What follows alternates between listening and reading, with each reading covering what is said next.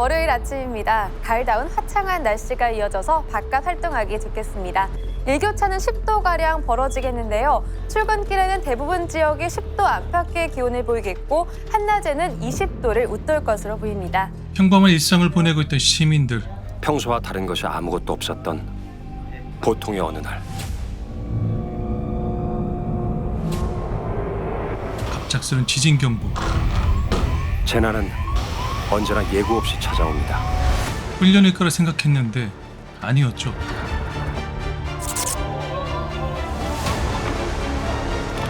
한 번도 경험하지 못했던 온 세상이 흔들리고 모든 것이 무너져 내리는 공포.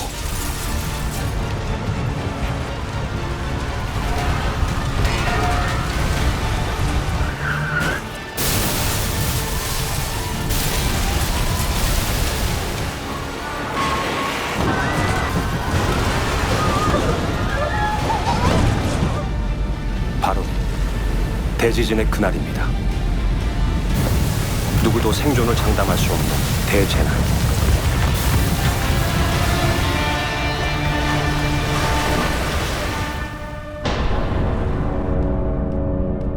뉴스 속보입니다. 오늘 오전 10시 15분 서울에서 규모 6.5의 지진이 발생했습니다. 시민 여러분께서는 당국의 안내에 따라서 즉시 대피해 주시기 바랍니다. 이건 훈련 상황이 아니라 실제 상황입니다. 다시 한번 알려드립니다. 서울에 규모 6.5의 대지진이 발생했습니다. 대한민국의 심장, 서울에서의 대지진입니다. 그렇습니다. 2035년 대지진이 발생할 것을 가상으로 구성한 영상입니다.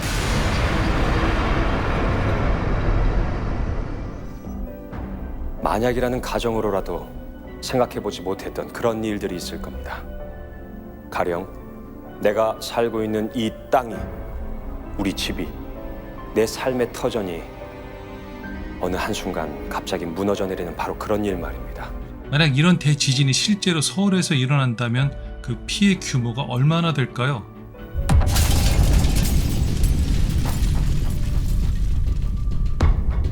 서울에서 발생한 이번 대지진의 진앙지는 서울 도심 한가운데 영동대교인 걸로 알려졌습니다.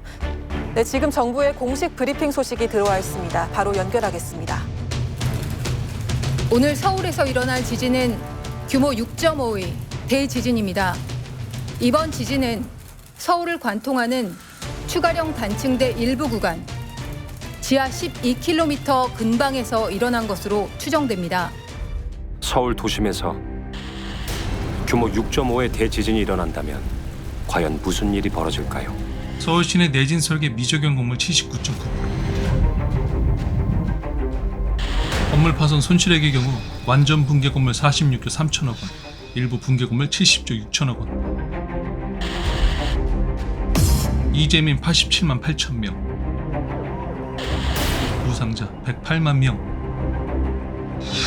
사망자 31만 5천 명. 지진이 발생하게 되면 그 해당 지역 전체 사람들이 똑같은 패닉에 도달하게 되고 기관시설이라고 할 수 있는 도로의 붕괴 등은 앰뷸런스가 긴급하게 출동을 해서 시민들을 구호하거나 사람들을 살리는 일이 어렵게 되고요. 외부의 도움조차도 해당 지역에 접근하는 도로 등이 모두 다 붕괴된 상황에서 그 구조조차가 용이하지 않게 됩니다. 아무런 도시 기능을 할 수 없는 상태에 되게 되고 지진은 유독 다른 재해와는 다르게 예측이 불가합니다. 이러한 지진이 도심지에 일어났다. 바로 이제 아래에 지하에 있는 많은 시설물들이 파손이 되겠죠. 가스관이나 전기관, 지하철, 인간 생활과 밀접한 관련이 있는 이러한 인프라들이 파열될 수 있기 때문에 땅이 흔들리는 지진은 멈췄지만 재난으로서의 지진은 계속됩니다. 다행히 대지진에서 살아남았다면 여러분 앞에는 또 다른 문제가 기다리고 있습니다. 이제부터 우리가 한 번도 고민하지 않았고 알 수도 없었던 생존 그 이후의 상황을 시뮬레이션 해보려고 합니다. 주간 상주 인구 100만에 달하는 강남. 만약 가까운 영동대교 쪽에서 규모 6.5의 지진이 발생한다면 강남역을 오가는 수많은 사람들은 어떻게 될까요?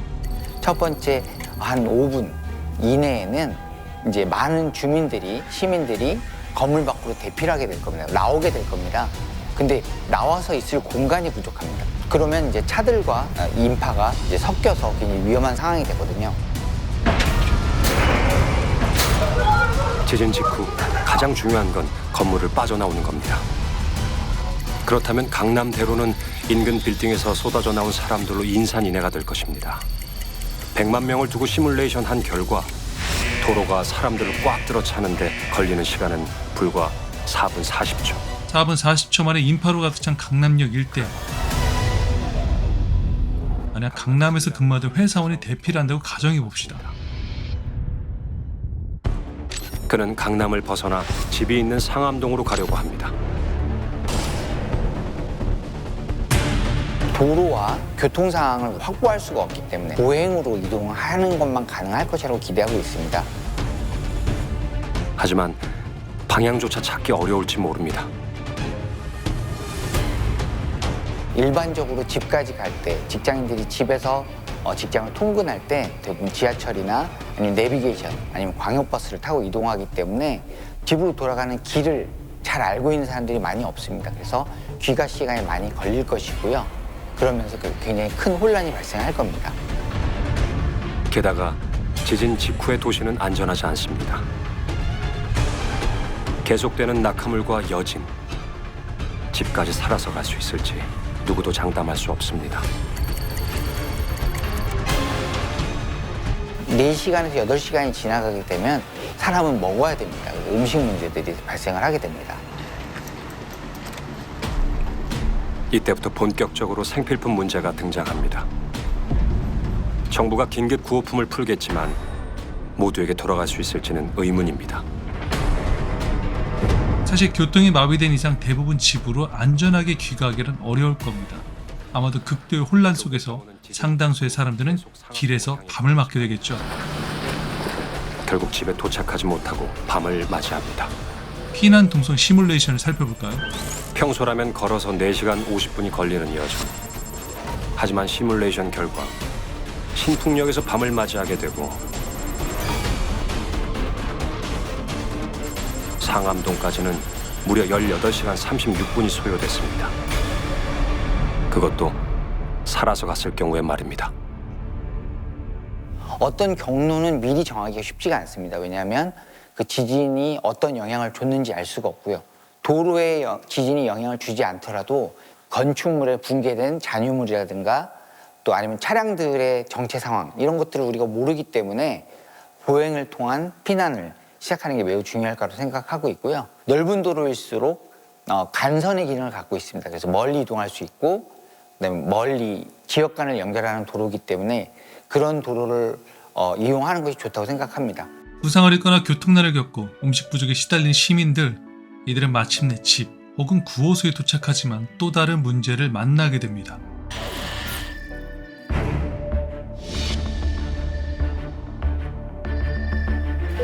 서울 대지진 뉴스 특보를 시작하겠습니다.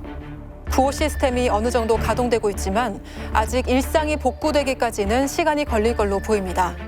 상암 월드컵 경기장에 이재민을 위한 텐트촌이 만들어졌지만 100만 명에 가까운 이재민을 수용하기에는 턱없이 부족한 게 현실입니다. 본격적으로 정부의 구호 시스템이 가동되는 지진 그 다음 날. 과연 100만 명이 넘는 이재민을 수용하는 게 가능한 일일까요? 구호소에는 가족과 생이별을 하거나 부상에서 회복하지 못하고 트라우마에 시달리는 사람들로 가득합니다. 살아남은 뒤 사람들이 가장 먼저 하게 되는 일은 잃어버린 가족을 찾는 겁니다. 정부에서 구호 물품을 지급하지만 구호 물품과 구호 텐트의 수가 턱없이 부족한 상황이라 구호소는 극도의 혼란에 빠지게 됩니다. 위기를 느끼면 사람들은 돌변합니다. 서서히 법과 질서가 무너지기 시작합니다. 새로운 지옥이 열리는 겁니다. 실제 우리나라의 재난 구호 물품을 비축해 놓은 곳을 찾아가 보았습니다.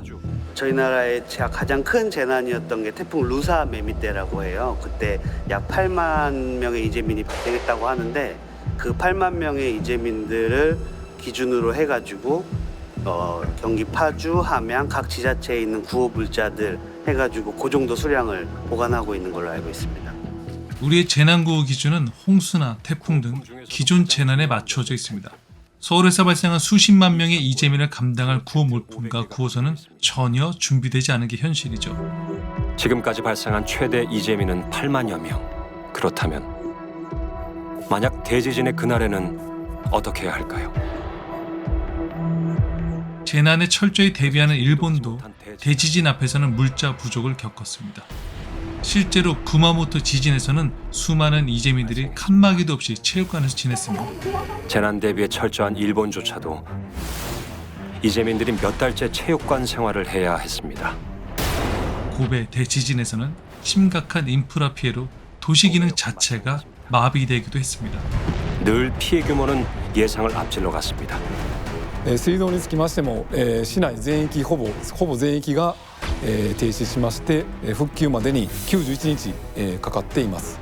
電気につきましては約7日間、復帰までに、かかっています。からガスにつきましても約 80% 停止しまして、85日後に復旧しています。神戸市では阪神・淡路大震災を経験しまして市役所の行うハード整備だけで対応するということには限界があるということを、身をもって知りました。 지진의 나라 일본뿐 아니라 세계 곳곳에서 대지진은 계속 일어나고 있습니다.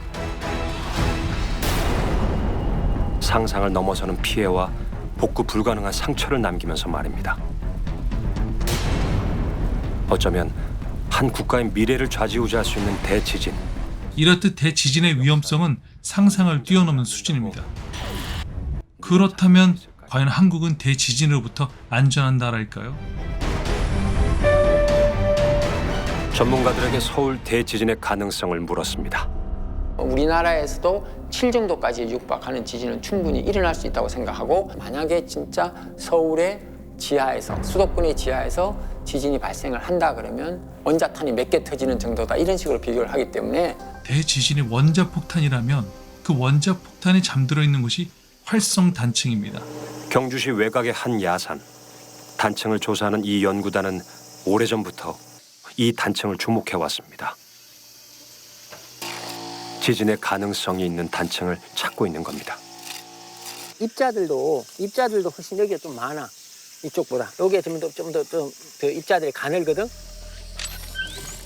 시대가 다른 두 개의 지층이 만난 자리. 서로 다른 지층이 맞부딪혀 움직였다는 증거로 검게 그을린 영역이 나타납니다. 활성단층은 개념적으로는 최근의 지질 시대에 활동을 했고 그 다음에 앞으로 가까운 미래 활동을 아직 할 수 있는 그러니까 쉽게 말해서 아직 살아있는 단층이다 이렇게 생각하시면 됩니다. 앞으로 지진이 발생한다면 그 활성 단층을 따라서 발생할 가능성이 굉장히 높은 거죠. 대부분 90% 이상의 지진은 기존에 발달하고 있는 활성 단층을 따라서 일어나고 있습니다. 우리에게 충격을 준 경주 포항 지진도 활성 단층에 의해서 일어난 현상입니다. 두 지진을 계기로 국가 차원에서 동남권의 활성 단층을 조사한 결과 이곳에서 모두 16개의 활성 단층이 존재한다는 것을 밝혀냈습니다. 지금 이제 저희들이 1단계 때는 동남권을 했고 지금 2단계는 충청권하고 그다음에 수도권 지역을 지금 조사를 하고 있거든요. 분명히 수도권에도 활성단층이 존재할 가능성이 상당히 높다고 저는 보고 있습니다. 도시에서 살아가는 우리가 단층을 직접 눈으로 볼 수 있는 이 일은 흔치 않을 겁니다. 더군다나 고층 건물과 사람들이 밀집해 있는 서울은 단층 조사가 특히 어려운 지역이죠. 아직은 누구도 서울을 지나가는 활성 단층의 그 규모와 위치를 정확히 알지는 못합니다. 그래도 분명한 건 우리가 지금 발딛고 서 있는 이곳 바로 아래에도 활성 단층이 존재할 수 있다는 것입니다. 바로 추가령 단층입니다. 단층이 부서지고 움직인 결과 만들어진 구조곡, 이 구조곡의 이름은 추가령입니다. 멀리 북한의 원산에서부터 시작해 서울을 향해 뻗어있는 거대한 단층, 추가령.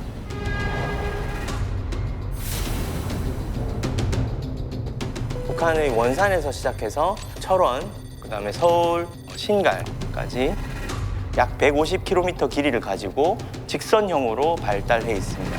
그리고 역사 문헌에 봤을 때도 추가령 단층계라고 할 수 있는 이런 수도권에서 중대형의 어떤 역사 지진이 있었다라고 하는 기록은 분명히 있습니다. 지진이 일어났었던 활성단층 추가령.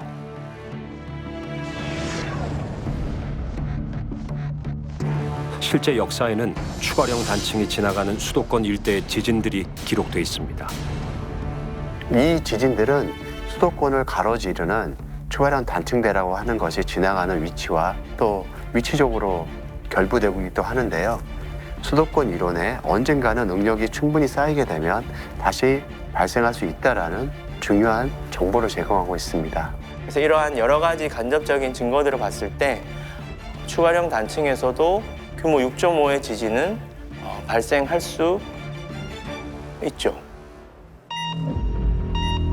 놀라운 건 수도권에서는 이미 지진이 계속해서 일어나고 있다는 사실입니다. 서울 한 대학의 연구실에는 매일 서울 곳곳에서 일어나는 지진 신호가 들어옵니다.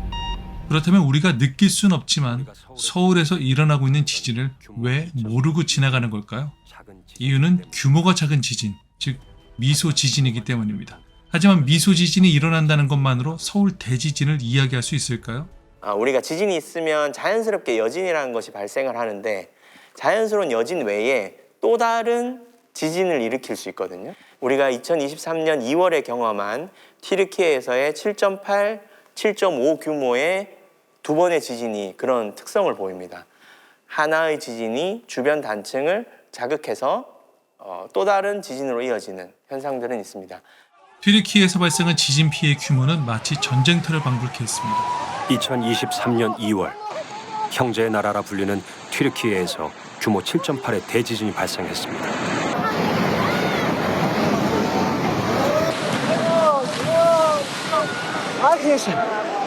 참혹한 대재난이었습니다.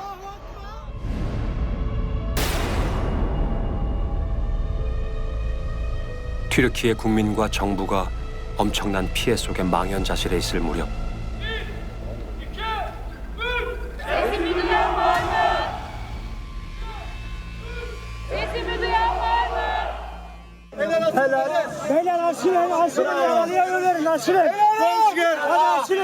연이은 재난이 찾아옵니다.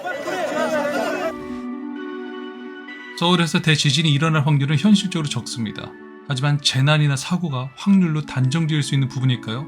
일례로 고속도로 터널에서 제 차의 타이어가 펑크난 적이 있었습니다. 빠르게 달리는 차량들 사이에서 식은땀을 흘리며 추가 사고에 대한 두려움을 느꼈었는데요.